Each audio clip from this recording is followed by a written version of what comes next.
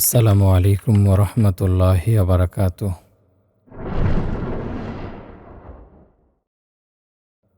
কারো হেদায়েতের নিশ্চয়তা নেই। আমরা কেউই আসলে হেদায়েত পাওয়ার পর হেদায়েতের উপর অবিচল থাকতে পারবো কিনা, এটা আল্লাহ সুবহানাহু ওয়া তাআলা ছাড়া কেউ জানেন না। আমরা যে হেদায়েত পেয়েছি, দিনের উপর চলার চেষ্টা করছি, এটা আমাদের প্রতি আল্লাহ তাআলার বিশেষ দয়া ও অনুগ্রহ। কিন্তু মৃত্যু পর্যন্ত আমরা এই নিয়ামতের উপর থাকতে পারবো, এর লাইফ টাইম কোনো সিউরিটি নেই। কারণ আমরা কেউই ফেরেশতা না। আমরা রক্তে মাংসে গড়া মানুষ। আমাদের মাঝে রয়েছে নফস বা প্রবৃত্তি। এই নফস আমাদেরকে গুনাহের দিকে প্ররোচিত করে। আমাদের পেছনে রয়েছে শয়তান ও তার দোসররা। মানুষ ও জিন শয়তান আমাদের গুনাহের কুমন্ত্রণা দেয়। আল্লাহ তাআলা ইরশাদ করেন, আল্লাযী ইউওয়াসওয়িসু ফী সুদুরিন নাস মিনাল জিন্নাতি ওয়ান নাস। যে মানুষের অন্তরে কুমন্ত্রণা দেয়, জিনের মধ্য হতে এবং মানুষের মধ্য হতে। এই শয়তান আমাদের চিরশত্রু। আমাদেরকে হেদায়েত থেকে সরিয়ে নেয়ার জন্য তার মেহনত সদা চলমান। আল্লাহ তাআলা বলেন, ওয়াকাযালিকা জাআলনা লিকুল্লি নাবিয়্যিন আদুওয়ান শায়াতিনাল ইনসি ওয়াল জিন্নি ইউহি বা'দুহুম ইলা বা'দিন যুখরুফাল কওলি গুরুরা। এবং এভাবেই আমি প্রত্যেক নবীর জন্য কোনো না কোনো শত্রুর জন্ম দিয়েছি, অর্থাৎ মানব ও জিনদের মধ্য হতে শয়তান কিসিমের লোকদেরকে, যারা ধোঁকা দেওয়ার উদ্দেশ্যে একে অন্যকে বড় চমৎকার কথা শেখাতো। এভাবে জিন ও মানব শয়তানগুলো পরস্পর সম্মিলিতভাবে মানুষকে পথভ্রষ্ট করার চেষ্টায় নিয়োজিত। নবীরা পর্যন্ত তাদের শত্রুতা থেকে রেহাই পাননি। হেদায়েত থেকে বিচ্যুত হওয়ার এত আয়োজনের মধ্য থেকে নিজের হেদায়েতের ব্যাপারে নিশ্চিত থাকা সম্ভব নয়। তবে আল্লাহ সুবহানাহু ওয়া তাআলা আমাদের এই কথাও জানিয়েছেন যে, ওমান আরাদাল আখিরাতা ওয়া সাআ লাহা সা'য়াহা ওয়া হুয়া মুমিনুন ফাউলাইকা কানা সা'য়ুহুম মাশকুরা। আর যে ব্যক্তি আখিরাত কামনা করে এবং সেজন্য যথোচিতভাবে চেষ্টা করে, সে যদি মুমিন হয়, তবে এরূপ লোকের চেষ্টার পরিপূর্ণ মর্যাদা দেয়া হবে। সুবহানাল্লাহ। আল্লাহ তাআলা মুমিন বান্দাকে এই ওয়াদাও দিয়ে রেখেছেন যে ঈমানের সাথে সে যদি পরকালের সফলতা অর্জনের জন্য যথাযথ চেষ্টা করে, তাহলে আল্লাহ তাআলা তার সেই চেষ্টার মর্যাদা দেবেন। সুতরাং যদিও চারদিকে রাহাজানির ভয়, কিন্তু আল্লাহ সুবহানাহু ওয়া তাআলা তো নিশ্চয়তা দিচ্ছেন, আমরা যদি ঠিকভাবে মেহনত করি তাহলে তিনি আমাদের ব্যর্থ করবেন না। এখন আমাদের কর্তব্য হচ্ছে হেদায়েতকে ভালোভাবে বুঝে নিয়ে এর উপর অবিচল থাকার সর্বাত্মক চেষ্টা করা। উদাসীনতা নয়, প্রয়োজন সচেতন প্রচেষ্টার। হেদায়েত কী জিনিস? হেদায়েত হচ্ছে সিরাতে মুস্তাকিম। হেদায়েত হচ্ছে আল্লাহ তাআলার মারিফত, আল্লাহ প্রদত্ত নূর। যে নূরে আলোকিত হয় বান্দার অন্তর, তখন বান্দা বুঝতে পারে কোনটা ভালো আর কোনটা মন্দ। আল্লাহ তাআলা আমাদের সামনে যে প্রমাণাদি উপস্থাপন করেছেন, সেগুলো বুঝতে পারা, এই বুঝই হচ্ছে হেদায়াত। যার এই বুঝ অর্জিত হবে, সে আল্লাহকে মানতে পারবে। যে এই বুঝ থেকে বঞ্চিত, সে আল্লাহর আনুগত্য থেকেও দূরে থাকবে। মৌলিকভাবে হেদায়েতকে আমরা 4 ভাগে ভাগ করতে পারি। 1. ব্যাপক হেদায়েত, যে হেদায়েত ব্যাপকভাবে সর্বসাধারণের জন্য, সকল সৃষ্টি জুড়েই যার পরিব্যাপ্তি। এই হেদায়েতের মাধ্যমে আল্লাহ তাআলা সমগ্র জগৎকে আলোকিত করেছেন, সকল সৃষ্টিকে স্রষ্টার পরিচয় সম্পর্কে জানিয়েছেন। এই প্রকারের হেদায়েতের জন্য কোনো নবী রাসূল ও আসমানি কিতাবের প্রয়োজন নেই, বরং সৃষ্টির মাঝে বিদ্যমান নিদর্শনাবলী আল্লাহর অস্তিত্বের সন্ধান পাওয়ার জন্য যথেষ্ট। এই হেদায়েতের মাধ্যমে মানুষ আল্লাহকে চিনতে পারে। প্রতিটি সৃষ্টির মাঝে আল্লাহ সুবহানাহু ওয়া তাআলার অস্তিত্ব খুঁজে পায়। এই হেদায়েত শুধু মানুষের মাঝে সীমাবদ্ধ নয়, বরং মানুষ, পশু পাখি, গাছপালা, তরুলতা, পুরো সৃষ্টি জগৎ জুড়ে তা বিস্তৃত। ইরশাদ হচ্ছে, তুসাব্বিহু লাহুস সামাওয়াতুস সাবউ ওয়াল আরদু ওয়া মান ফীহিন্না ওয়া ইন মিন শাইইন ইল্লা ইউসাব্বিহু বিহামদিহি ওয়ালাকিন লা তাফকাহুনা তাসবিহাহুম। 7 আসমান ও জমিন এবং এদের অন্তর্ভুক্ত সমস্ত সৃষ্টি তার পবিত্রতা বর্ণনা করে। এমন কোনো জিনিস নেই যা তার প্রশংসার তাসবিহ পাঠ করে না, কিন্তু তোমরা তাদের তাসবিহ বুঝতে পারো না। 2. হক বাতিলের পথ নির্দেশ। এই হেদায়েতের মাধ্যমে আল্লাহ তাআলা বান্দাকে কল্যাণ, অকল্যাণ, ভালো খারাপ ও হক বাতিলের মাঝে পার্থক্য করতে পারার যোগ্যতা দান করেন। মানুষ যখন এই হেদায়েতের আলোতে আলোকিত হয়, তখন সে বুঝতে পারে তাকে কোন পথে চলতে হবে। তার সামনে হক ও বাতিল স্পষ্ট হয়ে যায়।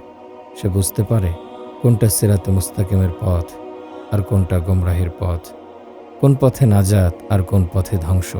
এটাই হচ্ছে হেদায়েতুদ দালালাহ ওয়াল ইরশাদ, অর্থাৎ ভালো মন্দ ও হক বাতিলের পথ নির্দেশ। মূলত এই হেদায়েত প্রথম প্রকারের সাধারণ হেদায়েতেরই একটা অংশ, তবে তা প্রথম প্রকারের ন্যায় সামগ্রিকতাকে ধারণ করে না। আল্লাহ তাআলা নিজ অস্তিত্বকে বোঝানোর জন্য সৃষ্টির মাঝে বিভিন্ন উপাদান রেখেছেন। তিনি খুঁটিহীন বিশাল আকাশ সৃষ্টি করেছেন, জমিনকে করেছেন সমতল, জমিনের বুক চিরে প্রবাহিত করেছেন সুবিশাল সাগর, অসংখ্য নদ নদী। আকাশ থেকে বর্ষণ করেন বৃষ্টি, জমিন থেকে উৎপন্ন করেন ফসল। তিনি এই সমতল ভূমির ওপরে স্থাপন করেছেন সুবিশাল পাহাড়সমূহ, সৃষ্টি করেছেন গ্রহ উপগ্রহ, অগণিত নক্ষত্ররাজি। তিনিই গড়েছেন গোটা সৌরজগৎ, পরিচালনা করছেন সমগ্র জাহান। এসব কিছুর মাঝে বান্দার জন্য রয়েছে নিদর্শন, স্রষ্টার অস্তিত্বকে খুঁজে পাওয়ার নিদর্শন। এরশাদ হচ্ছে, ইন্না ফি খালকিস সামাওয়াতি ওয়াল আরদি ইখতিলাফিল লাইলি ওয়ান নাহারি ওয়াল ফুলকিল্লাতি তাজরি ফিল বাহরি বিমা ইয়ানফাউন নাসা ওয়া মা আনজালাল্লাহু মিনাস সামাই মিন মাইন ফাআহইয়া বিহিল আরদা বা'দা মাউতিহা ওয়া বাসসা ফিহা মিন কুল্লি দাব্বাহ ওয়া তাসরিফির রিয়াহি ওয়াস সাহাবিল মুসাখখারি বাইনাস সামাই ওয়াল আরদি লাআয়াতিল লিকাওমিন ইয়াকিলুন। নিশ্চয়ই আকাশমণ্ডল ও পৃথিবীর সৃজনে, রাত দিনের একটানা আবর্তনে, সেই সব নৌযানে যা মানুষের উপকারী সামগ্রী নিয়ে সাগরে বয়ে চলে, সেই পানিতে যা আল্লাহ আকাশ থেকে বর্ষণ করেছেন এবং তার মাধ্যমে ভূমিকে তার মৃত্যুর পর সঞ্জীবিত করেছেন ও তাতে সর্বপ্রকার জীবজন্তু ছড়িয়ে দিয়েছেন, এবং বায়ুর দিক পরিবর্তনে ও সেই মেঘমালাতে যা আকাশ ও পৃথিবীর মধ্যে অজ্ঞাবহ হয়ে সেবায় নিয়োজিত আছে। বহু নিদর্শন আছে সেসব লোকের জন্য যারা নিজেদের জ্ঞান বুদ্ধিকে কাজে লাগায়। এভাবে সমগ্র সৃষ্টির মাঝে ছড়িয়ে রয়েছে স্রষ্টার নিদর্শন, যা দ্বারা মানুষ আল্লাহ তাআলার অস্তিত্বকে অনুভব করতে পারে, পেতে পারে নিজ রবের পরিচয়। সকল মানুষের জন্যই তা উন্মুক্ত। নিজের জ্ঞান বুদ্ধিকে কাজে লাগালে যে কেউ এই হেদায়েত পেতে পারে। এজন্য এটা ছিল হেদায়েতে আম্মা, অর্থাৎ সকলের জন্য ব্যাপক হেদায়েত। কিন্তু এখানে আমরা হেদায়েতুদ দালালাহ ওয়াল ইরশাদ বলতে যে হেদায়েতকে বোঝাচ্ছি, তা প্রথম প্রকারের মতো নয়। এই হেদায়েতের জন্যই আল্লাহ তাআলা যুগে যুগে নবী রাসূলদের প্রেরণ করেছেন। এই হেদায়েতের জন্যই আল্লাহ তাআলা কিতাব নাজিল করেছেন। নবীগণ দুনিয়াতে এসে মানুষের মাঝে এই হেদায়েতের জন্য মেহনত করেছেন। মানুষের সামনে ভালো মন্দের পার্থক্যকে স্পষ্ট করেছেন, সত্য ও ভ্রষ্টতার পথ সম্পর্কে মানুষকে জানিয়েছেন, মানুষকে দেখিয়েছেন সফলতার রাজপথ, কিসে আল্লাহর সন্তুষ্টি, কিসে তার অসন্তুষ্টি, সে সম্পর্কে অবগত করেছেন। এভাবে সকল মানুষকে নবীগণ গুমরাহি থেকে ফিরিয়ে হকের পথে দাওয়াত দিয়েছেন। এটাই হচ্ছে হক বাতিলের পথ নির্দেশনার হেদায়েত। আসমানি কিতাব ও নবী রাসূলদের মাধ্যমে আল্লাহ তাআলা মানুষের জন্য যে হেদায়েতের ব্যবস্থা করেছেন। ৩. হক গ্রহণের আল্লাহ প্রদত্ত তৌফিক। দ্বিতীয় প্রকার হেদায়েতের মাঝে আমরা দেখেছি যে আল্লাহ সুবহানাহু ওয়া তাআলা আসমানি কিতাব ও নবী রাসূল প্রেরণের মাধ্যমে বান্দার সামনে হক বাতিলকে স্পষ্ট করেছেন। যদিও হকের পথে নবীদের দাওয়াত সকলের জন্য ব্যাপক আম ছিল, কিন্তু সকল মানুষই নবীদের সেই দাওয়াত গ্রহণ করেনি। সবার পক্ষেই বাতিলকে বর্জন করে হকের পথে চলা সম্ভব হয়নি। কেবল সেসব সৌভাগ্যবান ব্যক্তিরাই সত্যকে গ্রহণ করতে পেরেছে, যাদেরকে আল্লাহ তাআলা তৌফিক দিয়েছেন। তারাই ভ্রষ্টতা থেকে বের হয়ে আসতে পেরেছে, যাদেরকে আল্লাহ সুবহানাহু ওয়া তাআলা সে অনুগ্রহে আলোর পথে বের করে নিয়ে এসেছেন। আল্লাহ তাআলা বলেন, আল্লাহু ওয়ালিয়্যুল্লাযীনা আমানু ইখরিজুহুম মিনাজ-যুলুমাতি ইলান-নূর। আল্লাহ মুমিনদের অভিভাবক, তিনি তাদেরকে অন্ধকার থেকে বের করে আলোতে নিয়ে আসেন। বোঝা গেল গোমরাহি ছেড়ে আলোর পথে আসার আহ্বান সকলের জন্য ব্যাপক হলেও সেই আহ্বানে সাড়া দেওয়ার তৌফিক সবার জন্য ব্যাপক নয়। এই তৌফিক কেবল সেই লাভ করে যার অন্তরে হেদায়েত লাভের প্রত্যাশা থাকে, সত্যিকার অর্থেই যে হকের ওপর চলতে চায়, যার মাঝে সত্যকে কবুল করার যোগ্যতা বিদ্যমান থাকে। এ হেদায়েত কেবল সেই পায়, আল্লাহ তাআলা নিজ অনুগ্রহে যাকে তা দান করেন। এজন্য এটাকে বলা হচ্ছে হেদায়েতুত তৌফিক ওয়াল ইলহাম, অর্থাৎ হক গ্রহণের আল্লাহ প্রদত্ত তৌফিক ও সত্যের প্রতি ঐশী প্রেরণা। এই হেদায়েতের বিষয়টি স্বয়ং আল্লাহ তাআলার হাতে। নবীদেরও দায়িত্ব ছিল শুধু মানুষকে সত্যের পথে দাওয়াত দেয়া, কিন্তু কাউকে সত্য গ্রহণ করানোর ক্ষমতা নবীদেরও নেই। কারো অন্তরে সত্যকে ঢুকিয়ে দেওয়ার শক্তি কারো নেই। এটা স্বয়ং আল্লাহ তাআলার হাতে। এজন্যই আল্লাহ তাআলা নবী করিম সাল্লাল্লাহু আলাইহি ওয়াসাল্লামকে উদ্দেশ্য করে ইরশাদ করেন, ইন্নাকা লাতাহদি মান আহবাবতা ওয়ালাকিন্নাল্লাহা ইয়াহদি মান ইয়াশা ওয়া হুয়া আ'লামু বিল মুহতাদিন। হে রাসূল, সত্যি কথা হলো, তুমি নিজে যাকে ইচ্ছা করবে তাকে হেদায়েত প্রাপ্ত করতে পারবে না, বরং আল্লাহ যাকে চান হেদায়েত প্রাপ্ত করেন। কারা হেদায়েত কবুল করবে তা তিনিই ভালো জানেন। এই প্রকারের হেদায়েতের ব্যাপারেই আল্লাহ তাআলা বলেন, ইউদিল্লু মান ইয়াশা ওয়া ইয়াহদি মান ইয়াশা। কিন্তু তিনি যাকে ইচ্ছা বিভ্রান্তিতে নিক্ষেপ করেন এবং যাকে ইচ্ছা হেদায়েত দান করেন। মূলত এই হেদায়েতই হচ্ছে প্রকৃত হেদায়েত। কেননা শুধু হক বাতিলের পরিচয় জানা কোনো সফলতা বয়ে আনবে না, বরং বাতিলকে বর্জন করে সত্যকে গ্রহণ করার মাঝেই সফলতা। তাই আল্লাহ প্রদত্ত এই হেদায়েত যে লাভ করল, সেই প্রকৃত হেদায়েত প্রাপ্ত। আল্লাহ তাআলা ইরশাদ করেন, মান ইয়াহদিল্লাহু ফাহুয়াল মুহতাদ ওয়া মান ইউদ্লিল ফাউলাইকা হুমুল খাসিরুন। আল্লাহ যাকে হেদায়েত দান করেন সেই হেদায়েত প্রাপ্ত, আর আল্লাহ যাদেরকে বিপদগামী করেন তারাই ক্ষতিগ্রস্ত। এটাই হচ্ছে সিরাতে মুস্তাকিমের ওপর চলতে পারার হেদায়েত। সূরা ফাতিহাতে আল্লাহ তাআলা আমাদের এই হেদায়েতের প্রার্থনায় শিখিয়েছেন। প্রতি নামাজে এই হেদায়েত চেয়ে আমরা আল্লাহর কাছে প্রার্থনা করি, ইহদিনাস সিরাতাল মুস্তাকিম, আমাদের সরল পথে পরিচালিত করো।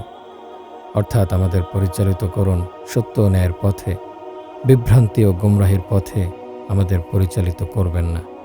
আল্লাহ তাআলা আমাদের সবাইকে হেদায়েতুত তৌফিক ওয়াল ইলহাম দান করেন। 4. চূড়ান্ত হেদায়েত। গায়াতুল হেদায়াহ মানে হেদায়েতের চূড়ান্ত গন্তব্য।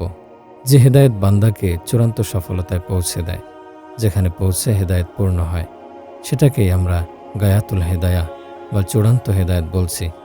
এটা হচ্ছে জাহান্নাম থেকে মুক্তি পেয়ে জান্নাত লাভের হেদায়েত। এটাই চূড়ান্ত হেদায়েত। এখানে এসেই হেদায়েতের পূর্ণতা। অর্থাৎ একজন মানুষ জাহান্নাম থেকে বেঁচে জান্নাতে দাখিল হয়ে গেলেও মানে তার হেদায়েত পূর্ণতায় পৌঁছল। আল্লাহ তাআলা তাকে চূড়ান্ত হেদায়েত পর্যন্ত পৌঁছে দিলেন।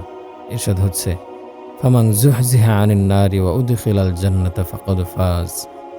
অতঃপর যাকে জাহান্নাম থেকে দূরে সরিয়ে দেয়া হবে ও জান্নাতে প্রবেশ করিয়ে দেয়া হবে, সেই প্রকৃত অর্থে সফলকাম হবে। বোঝা গেল হেদায়েতের চূড়ান্ত সীমা জাহান্নাম থেকে মুক্তি লাভ ও জান্নাত প্রাপ্তি। এতক্ষণের আলোচনা থেকে আমরা বুঝতে পারলাম যে প্রাথমিকভাবে দুনিয়ার সবাইকে আল্লাহ তাআলা এক ধরনের হেদায়েত দিয়েছেন। কাফের মুশরিক সহ সকলেই এই হেদায়েতের অন্তর্ভুক্ত। সকলের নিকট আল্লাহ তাআলা নিজ পরিচয়কে স্পষ্ট করেছেন, সে অস্তিত্বের জানান দিয়েছেন, কেউই এর বাইরে নয়। আল্লাহ তাআলা বলেন, আওয়ালাম ইয়াহদি লাহুম কাম আহলাকনা মিন ক্বাবলিহিম মিনাল কুরুনি ইয়ামশুনা ফি মাসাকিনিহিম ইন্না ফি যালিকা লাআয়াতি আফালা ইয়াসমাউন।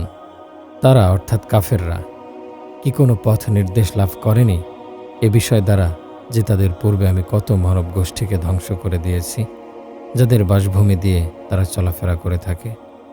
নিশ্চয় এর মধ্যে তাদের জন্য আছে বহু নিদর্শন, তবে কি তারা শোনে না?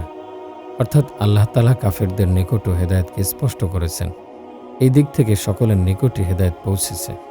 এরপর আল্লাহ তাআলা নবী রাসূল ও কিতাব প্রেরণের মাধ্যমে মানুষের নিকট হক বাতিল, ভালো মন্দ, সত্য মিথ্যা এবং অন্ধকার ও আলোর পথকে স্পষ্ট করেন। অতঃপর বিশেষভাবে নিজ মর্জি মাফিক তার সৌভাগ্যশীল বান্দাদেরকে তিনি সত্যের পথে পরিচালিত করেন, তাদেরকে অন্ধকার থেকে বের করে আলোর পথে নিয়ে আসেন। সবশেষে স্বীয় দয়া ও অনুগ্রহ দ্বারা তার আনুগত্যশীল বান্দাদের তিনি চূড়ান্ত গন্তব্য তথা জান্নাত পর্যন্ত পৌঁছে দেন। এই হলো হেদায়েতের 4টি ধাপ। ইমাম কুরতুবী রহমতুল্লাহি আলাইহি হেদায়েতকে 2 প্রকারে ভাগ করেছেন। একটা হচ্ছে সর্বজনীন ব্যাপক হেদায়েত, যেটা আমরা উপরে প্রথম প্রকারে আলোচনা করেছি। আর একটা হচ্ছে হক বাতিলের পথ নির্দেশ, যে হেদায়েতের দ্বারা আল্লাহ তাআলা আমাদের নবী হযরত মুহাম্মদ সাল্লাল্লাহু আলাইহি সাল্লাম এবং অন্য সকল নবীর মাধ্যমে মানুষকে নিজের দিকে ডেকে নিয়েছেন, গুমরাহির অন্ধকার থেকে বের করে সত্যের আলোয় আলোকিত করেছেন, বান্দাকে ভ্রষ্টতা থেকে মুক্তি দিয়ে তার আনুগত্যের তৌফিক দিয়েছেন।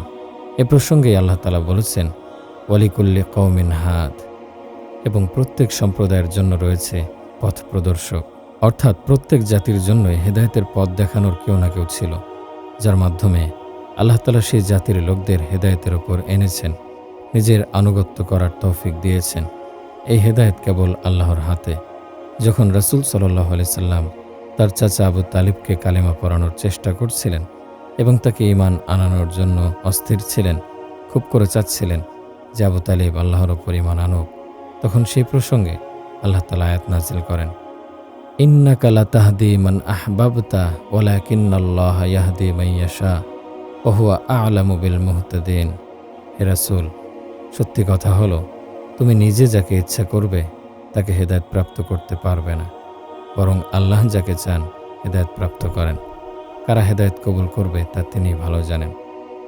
এই হেদায়েত হচ্ছে বান্দাকে জান্নাতের পথে নিয়ে আসার হেদায়েত। এ পথে চললেই বান্দা হেদায়েতের চূড়ান্ত গন্তব্য পর্যন্ত পৌঁছতে পারবে। এর মাধ্যমে আল্লাহ তাআলা বান্দাকে জান্নাতের রাস্তা দেখান, অতঃপর তাকে সে পথে পরিচালিত করে জান্নাত পর্যন্ত পৌঁছে দেন। এটাই হচ্ছে আল্লাহ তাআলার হেদায়েত দান।